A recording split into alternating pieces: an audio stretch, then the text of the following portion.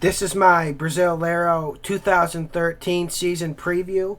And if you want any more information on the Brazilian League, follow me on Twitter. LA Lawson 91, no spaces. LAWSON 91. And follow me, and I have plenty of updates. So let's get right into these teams. And a favorite to win this league, by all accounts, from everyone I've talked to, all the insiders, people in Brazil, is Atletico Minas Gerais, the team Ronaldinho's on. And they have a lot of good players. First, it all starts with Ronaldinho. He plays the number 10 role, and they always seem to play a 4-2-3-1. They've been playing it for about almost a year, ever since Cuca took over, and they started to play well with it. He stuck with it. They just came off a 2-2 draw in Tijuana in the first leg of the Libertadores, so they're looking good there. And then you look at this roster, this team stack. There's a really great young player. I believe he's only 20 years old, just turned 20, Bernard. He's going to be on the Confederations Cup squad, so watch him. And then at the center of defense, one of the most underrated players on this team, but he's not underrated anymore because he's in the Confederation Cup squad, is Javier. He's a very good player. He's tall, he's strong, but he also has good technical ability. And I'm looking for this team to make a push for the championship. Last year, I thought maybe Joe was a little underwhelming at the number 9 position. So this year, they brought in Diego Tardelli back from his sabbatical in the Middle East to help with the attack. And overall, I think this is going to make a big difference for the squad.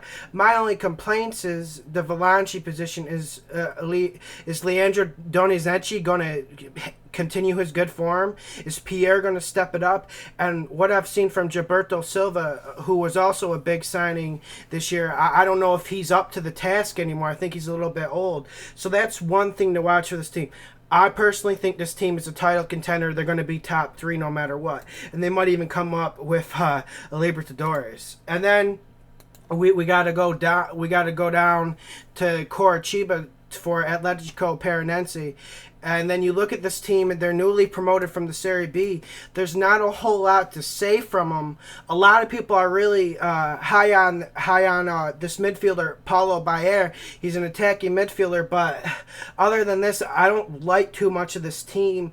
Their best attacker and finisher is Marcelo, but he hasn't done it at all from what I've seen of him on paper. For me, this is a relegation candidate, very easy. They got thrashed by Curitiba in the final of their state championships, and that's what happens when you see a team like this step up to pretty high-quality opposition. They get thrashed. Alex took them to school in that game, so I'd be worried. Relegation candidates right there. I think they'll go down for sure, actually. And then on to another relegation candidate, Bahia, up in the north of Brazil. And then you already have Zé Roberto hurt to start the season. He's a pretty good midfielder. Then you have Freddie Adu brought in from America. When that's your big signing, you know you're in trouble. They already went through 2 managers in the state championship so far, so that's not a good thing. But they did bring in a very good manager, in my opinion, Cristoforo Borges, who used to coach at Vasco, and he was very successful at Vasco. A lot of people thought maybe he was pushed out of there too early, and you know what? That's a fair opinion because Vasco hasn't been the same since he's left. And a lot of Vasco's problems were based on lack of players, not lack of management. But that's pretty much it on Bahia. You don't have a lot of talent on this roster. You have a lot of aging players, and it's just a lot of players who can't do anything. I may be hopeful for Marquinhos Gabriel to have a good season, but other than that, I'm not really seeing much from the squad. And so now we got to go down to Rio to Botafogo, and they're not starting the Brasileirao in good shape. They're on the road to Corinthians in Sao Paulo, and there's talks of unpaid wages and a player strike. But you got Clarence Seedorf, probably one of the best midfielders in the league. He didn't come to Brazil to retire. He came here to play and win championships, and I think his work ethic on the field has proven that. Then you got Jefferson at goalie, who's outstanding. A lot of people don't know him in Europe, but everyone who watches the Brazil League knows him. This guy can play. And then you got Nicolas Lodeiro, the Uruguayan, who I think is going to have a big role for Uruguay in the Confederations Cup. But he needs a bigger role for Botafogo. I really think Botafogo needs to give him more responsibility, and I think he's the second or third best player on the squad. And a lot of Botafogo fans don't really appreciate him. And the defense is all right. You got the young kid Doria, who's been looked at by Juventus, who's been looked at by Italy. There was a deal, but it fell through. Bolivar at center back, he's pretty decent. And then my main problem with Botafogo, why I don't think they're going to be in the Libertadores spot or in the top 5 of the table, it's mostly due to their number 9 position. They never brought in anyone else, and Rafael Marquez certainly can't play. The guy's complete trash and garbage. Maybe Vitinho, the young 19-year-old off the bench, can help with some goals, but I'm not seeing a whole lot of goals for this team out of the striker position. Now we got to go to the world champions, Corinthians from Sao Paulo, and they brought in Alexander Pato this season. That was their big signing. They also brought in Renato Augusto, but he's been hurt a lot, so we really haven't got to see him. But one of their under-the-radar signings was Gio. They signed him from the French league, and he's been absolutely outstanding for Chichi in the squad. Chichi might be the best manager in Brazil. You still got Emerson Sheiki, one of the more dangerous wingers in this league. Paulo Guerrero is just absolutely magnificent. And then you got the best Volante pairing in the league with Paulinho and Health. This team is probably going to win the championship if they stay together. There's rumors they might sell off some players, but if they keep everyone, I think they're going to win the championship, even though I'm not a big Corinthians lover. Now let's go to Coritiba. Vanderlei's the manager, and I've always liked him. I felt like he's always been underappreciated as a manager, but he'll get his chance to prove it this year because he's got a pretty decent squad. I've never been a big Dave Ig fan, even from his days at Flamengo, even from his days in Europe. I always thought he missed too many chances and he was ineffective, and at the end of the day, he lacks technical ability to be a top-class number 9. But I can't deny him and the Alex combination. Alex back from Fenerbahce should be an interesting storyline for this club. I expect them to be in the top 10. Who knows? They could even sneak into a Libertadores spot. I wouldn't be surprised. They're going to be my surprise outfit of the year. Now we go to a newly promoted club who I think is going to battle to stay up. I think this squad is going to really stay up even though they have limited resources. Is Criciúma. One player to watch is Fabinho. He's a good winger. They play a 4-3-3. And Elton, he plays deeper, but he's pretty good. Maybe Daniel Carvalho will come back and contribute this season, the ex-Palmeiras player. But he started off the season hurt. What's new with him? But I think Criciúma is going to survive this relegation battle. And now let's go to Cruzeiro. They used to be the biggest team in Minas Gerais. Now they're quite far behind Atlético.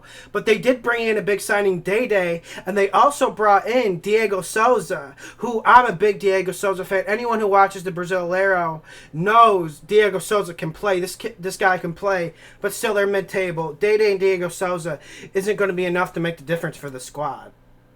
And now let's go to one of the biggest teams in the country, is Flamengo. I think Flamengo is going to be mid-table again. A lot of Flamengo fans think they can contend for a Libertadores spot, but I'm not seeing it. You got Hernani. They brought in Marcelo Moreno from Grmio, who could help the number 9 position. Hernani had a good Carioca, but that doesn't necessarily mean he's going to be scoring goals at the highest level. Leo Mora is still on the squad. I feel like he's been on the squad for 6 years. And then the kid to watch this season on Flamengo is Rafinha. He's a little kid. He's about only 5'5", but he's dynamite. He's a good playmaker. They've been playing a 4-2-3-1, so he's been playing out on the wing as a right attacking midfielder. He's a really good player. He's one to watch, but I think Flamengo's defense and their other midfielders are going to end up costing this team. And also the purchase for Carlos Eduardo. He didn't do anything in the Carioca, and he was supposed to be the savior for that team. Now let's go to Fluminense, the rich team in Rio. They had a hard time in the Libertadores against Olympia at home. They're without a home stadium like Flamengo is. So they're going to have a hard time for a few months because they have to play in Volta Redonda. But you still got maybe the best pure finisher in this league, Freddie. Fred is a good player. I like Fred, but at the end of the day, what's around him. Did they bring enough creativity? Deco, he's suspended. Abel Braga's a good coach, but maybe he can be a little bit pragmatic at times, and maybe his pragmatism has been showing in the lack of goals for this team. Wellington Names has been a huge disappointment. I've been telling everyone that this kid is just overrated to the highest extent. Thiago Neves has been missing, but listen, they're going to be in the top 6. They might get a Libertadores spot, but no repeat championship. But I got to give this team credit for the championship win last year. Now let's go to Goiás, another new team coming up from the B, and I got to believe this team's instant relegation quality. I don't see a lot of quality on this roster unless you like Dudu Sirenzi. He's a good player, but I don't like a lot of what I've seen on this team. Not many big names, and not even any small names that I recognize as being effective at this level. So we'll see on Goiás, but I'm picking relegation for them. Now let's go to Porto Alegre with Grmio. And they brought in Hernan Barcos, and they brought in Vargas, the Chilean from Napoli, for building up for the Libertadores, and they got knocked out. So that's not boding well for this team. But this team should be set up to win the Brasileirao. And even though I hate Gremio, I don't hate the team or club. I just hate the fans. I do think they're going to be in the top 3 at least this year, as long as Vanderlei Luxemburgo stays. If Luxemburgo goes, I think there's just going to be average or mid-table. But if he stays, I think this team's is set up to be a contender to win. Let's go. We'll stay in Porto Alegre with Internacional, Gremio's big rivals, and Dunga took over, so it's reinvigorated this team and club. And then you got Forlan in his second year. They're hoping for better things.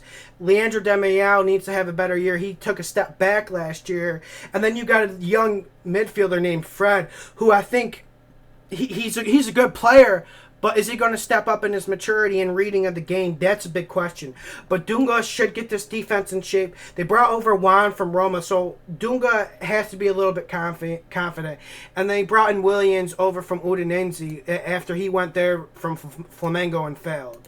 And so let's go to Nautico up in Recife, and this is pretty much the odds-on favorite to get relegated. They lost a lot of good players from last year's team. They're bringing back Eli Carlos, a pretty good midfielder. I liked him. But a lot of these guys are not proven at this level. But one right back to watch is Marinho. I really like this guy. He's one to watch. And Douglas Santos is 19. So I think they got some young talent, but I think they're going to get relegated. And now let's go to Ponte Preta. A lot of people are picking this as a surprise outfit, and I have to agree. They got some really good players like Luis Ramirez, the Peruvian, who played at Corinthians but didn't get too much playing time, so he's over there now. And then you got maybe the best center back no one knows in Brazil, Kleber, who had a magnificent Paulistão with Ponte. He carried Ponte to first place in the Paulistão, which is quite outstanding. And then Baraka, he's a good midfielder too. So they got some tools here, and they got a disciplined squad. I would be surprised to see them not finish in the top 10. Portuguesa, I think, is going to survive this year. They're a really small team in Sao Paulo, but I think they're going to survive. Luis Ricardo is a pretty good right back. I like Sousa, the midfielder. He has some creativity. They brought in Correa from Palmeiras, so hopefully they can stay up. But they did lose their big goal scoring threat from last year, Bruno Mineiro. He went to China, which is a little bit disappointing when we're losing players from our league to China. But I'll get off my soapbox there. Then we go to my favorite team, Santos. And people, this is going to be a rough season for us. You just have to accept it. We got Neymar, but how long is Neymar going to be here? That is the question. I think he's going to actually stay here this whole Brasileirao. But it doesn't make a difference because Mercy has failed to build the squad, and Mercy Hamalo should be fired. But without him getting fired, this team doesn't have any hope for a Libertadores spot. Maybe we can back in with the Copa do Brazil, but nah, man. Even bringing Montijo hasn't helped. He's been ineffective. We got a good goalie, Rafael Cabral, which Europe is also on the prowl for. He'll probably be gone soon. And hopefully can get rid of Felipe Anderson. pawn him off to Europe because he cannot play at all. But Lazio is very interested. They say they already have a deal for him. But Santos isn't going to compete for the league title, as much as it hurts me to say. Now let's stay in Sao Paulo with Sao Paulo. Sao Paulo, I think they're going to win the Brasileirao this year. They had a really tough Libertadores campaign with Ney Franco taking a lot of heat. Ney Franco's still in the job. They still got Johnson. They still got Osvaldo. They still got Luis Fabiano. They still got Rogerio Ceni, which isn't necessarily a good thing. They brought in Lucio, but Lucio was really bad in the Libertadores. Some are even saying he cost them the Libertadores, but I disagree. But Sao Paulo, I think, is the most well-balanced team in this competition. But we'll see if they can hold up to the injuries and just with the overall pressure that playing for Sao Paulo has. And they have to be able to beat teams like Corinthians. They have to be able to beat teams like Fluminense to get this league. They haven't proven they can beat the top caliber teams. They can't even beat Santos consistently. Okay, and now let's go to another big team who's facing quite a bit of trouble in Rio, Vasco Da Gama. Maybe the most financially hurting team in Brazil. When your best attacking option is Carlos Tenorio, you got problems. They brought Andre from Santos, which shows how desperate they are. They hired Paolo Achori, who's a really good coach, but he doesn't have much to work with. He's going to have to work miracles. And I think Vasco's whole goal this year is to stay up. There's still some decent players like Eder Luis, and Carlos Alberto suspended due to doping, so they don't have a lot of weapons. And Bernardo's going to be hurt for the whole year. This team is not looking good. This could be a mess. This could be a team to watch for relegation. They could be this year's Palmeiras. And now to the final team, Vitória, up in the north of Brazil and Bahia. So we get a Bahia-Vitória rivalry Clásico this year, so that's a good thing. They brought in Escudero, who's creative, but I've never been a huge fan. Some are a big fan. And other than that, you don't have a whole lot on this team to talk about. But they did thrash Bahia 2 times in the state championships by a big margin. So I think they're ready and they're coming into good form. But we'll see if they can survive. And thanks for listening to my Brasileirao preview. There'll be more videos to come and more information to come. Follow me on Twitter, LA Lawson 91, no spaces.